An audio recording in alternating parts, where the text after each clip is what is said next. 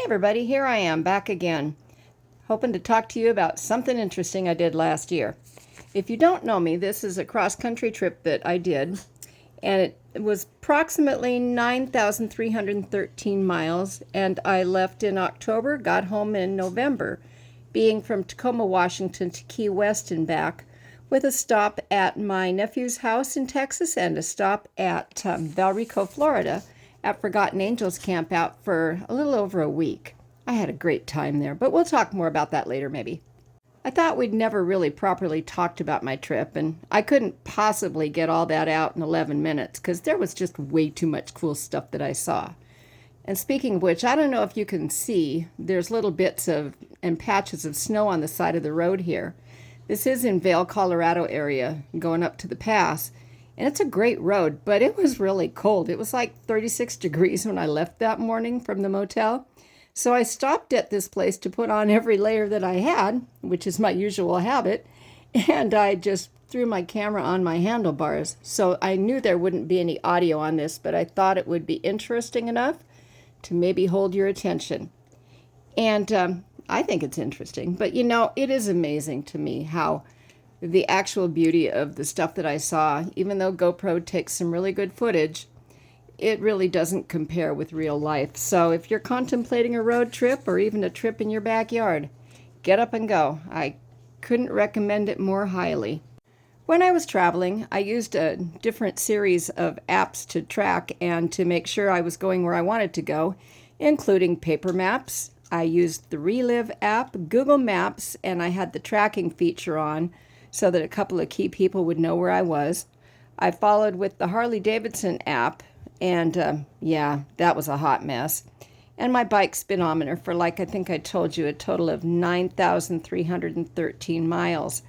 I also used my phone to power all those apps off my lithium battery on my bike, and it also powered my Cardo Pack Talk Bold, and I was able to listen to Spotify and, as needed, turn-by-turn navigation from Google Maps or whatever.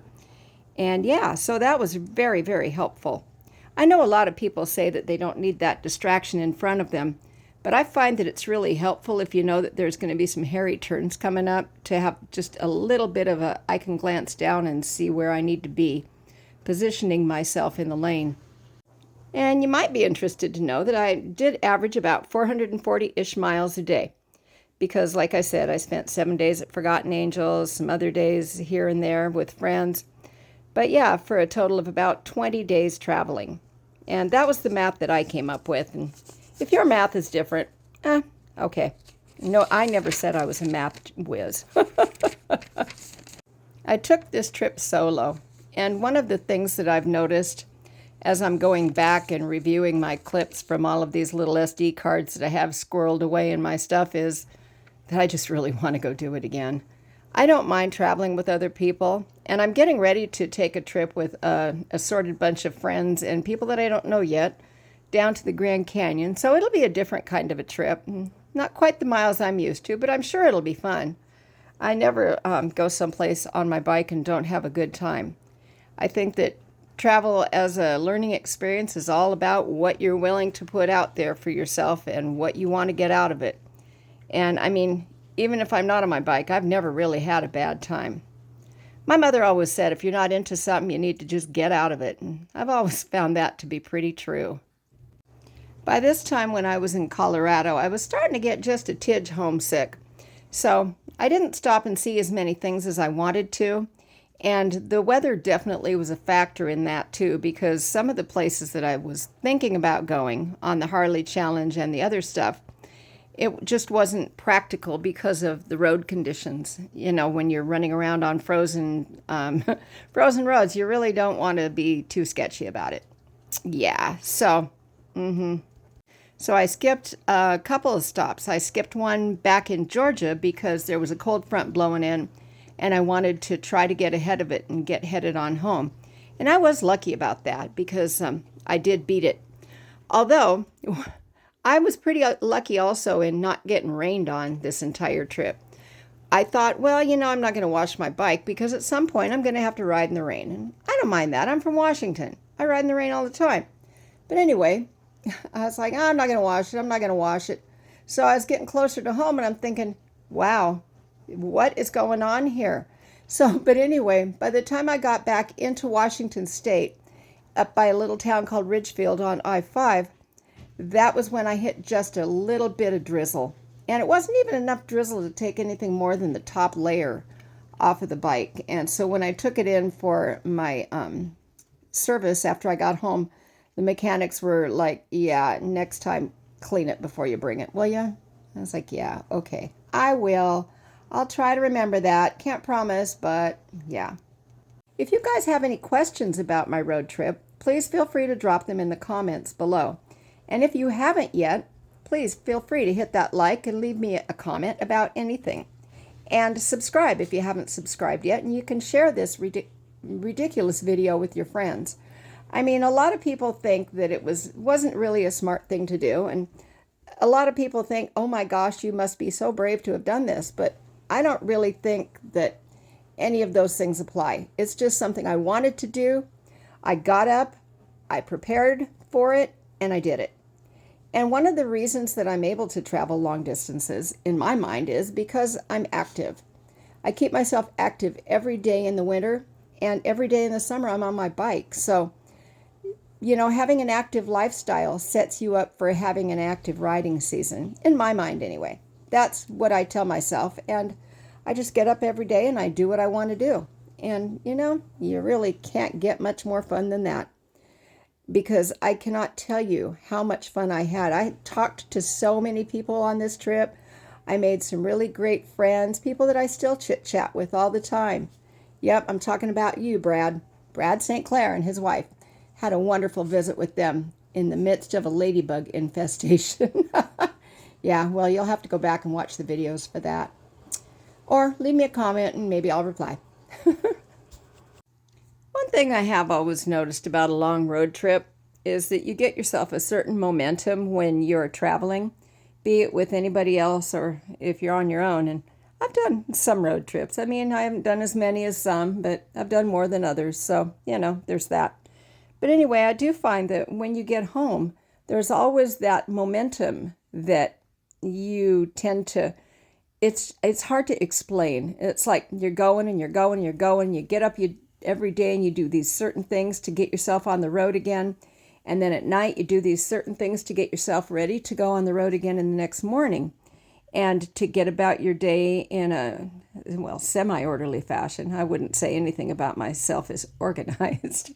But then when you get home, it's like there's this eek, put the brakes on, and you have to drastically change what you're used to doing, especially if you've been on a longer trip.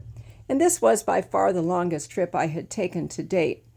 And in 25, I'm going to be taking another trip, and it's going to be a good bit longer than this because I'll be attempting more states. But hang out for that and subscribe if you want to hear more about it. Can you see the snow on the side of the road? Yeah, it was every bit as cold. But this is my favorite part of the whole video. Check this out. It was kind of creepy weird rolling through this tunnel because I'm not really a fan of tunnels anyway. So when I was going through here, it was like, a little bit creeped out, a little bit okay. But, you know, then you get to listen to your pipes. So there's always that. And that's always fun, isn't it? And then as I was about here, I remembered reading The Stand several times because I always like to reread good books. And I think I remembered reading in The Stand about them traveling through this tunnel. I know they talking about a tunnel to get out of New York, and I'm pretty sure they talked about this tunnel too. But it was just kind of enough of a memory to creep me out a little bit. How do you feel about riding through tunnels? Or is it just me? The other thing I used to have problems with when riding was like dappled sunlight, you know, like when you're going through trees and there's strong sunlight and there's like leaves on the ground and, you know, there's like scattered bits of shade and light. And it can really mess with your perception as far as, oh, is that a pothole? No, it's just shade. And so then you go along a little bit more and, oh, yeah, it is a pothole chunk. Yeah, too much information? Sorry, my bad. But yeah, so this was like the longest tunnel I have ever been through. I don't know how long it was. I was going to look that up. But yeah, And here we come into daylight again. I was like, and then I was blind. But isn't this beautiful? I had the best time on this trip. And I'm going to go ahead and try and find some more of these little forgotten clips to show you. And next time I come back, maybe we'll talk about Soldier Summit. It was so cold there in Utah that my phone froze and my GoPro froze. And yeah, I almost froze. I stopped and I did everything I could think of to keep myself warm enough to keep going on because the road was frozen and I could not physically turn around because it was just 2 lanes. And if I would have went and turned around the other way, there was just enough traffic not to make that practical and just enough ice to make it a really dangerous idea anyway. But yeah, so I hope that you have enjoyed watching this video clip and I hope you made it through to the end. Yeah, so I guess this is going to be me, Lila, Gma Rides, and I'm going to be checking out in a minute here. Yep, right now I'm just kind of killing time. I really can't believe that Bubba has not barked the entire time I've been doing this voiceover, and the cat hasn't yowled and come up and scratched me. But, you know, there's that. Anyway, I hope you guys are having a great day. I hope you've enjoyed this. Please leave me a thumbs up or a thumbs down if you really hated it and you're still here. Hey, props to you. Yep. Okay, talk to you soon, people. Bye. Okay, that was about the creepiest goodbye ever. But anyway, like I said, I do hope that you would consider sharing this with your friends and leaving me a like and a comment. Okay? Okay. It helps a lot with the YouTube algorithm if you subscribe. And browbeat your friends into subscribing. I'm trying to get up there into, you know, the range where I could get monetized maybe someday.